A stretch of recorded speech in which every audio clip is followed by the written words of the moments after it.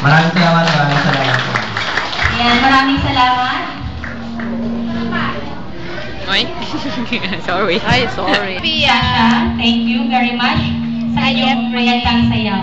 Mamaya ulit, meron silang ipapakita ang magandang sayaw para sa atin.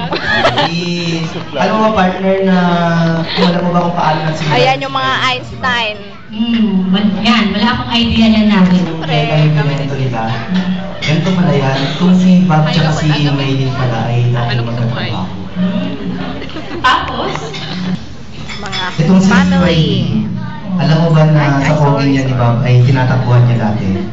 tinatakbuhan. Bakit naman yan tinatakbuhan si Bob? Ang kwento nila ganito pala, pag itong si Maylin pala ay lalabas na sa trabaho, sinaabangan niya, di ba? Talaga? Tuloy-tuloy lang yung Pero wala pinag-aralan. itong si Maylin. Anong ginagawa? Ang ginagawa niya, nagko-cover siya sa sarili ginawa niya. I-sisemesan niya yung guard kung saan sasakay, ano. Eh, medyo hindi naman obvious, alam mo kung bakit.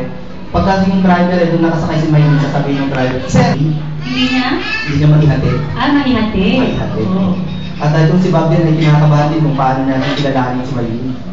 Kaya nung una daw, masaya na siya na magkagawa niya. Kaya, ang nangyari naman, inabangan niya daw kung saan bumababa. Ano niya ngayon, nung nakontak niya na yung oras, ano, tsaka mga guard, sabi nga natin, tsaka mga driver, ano.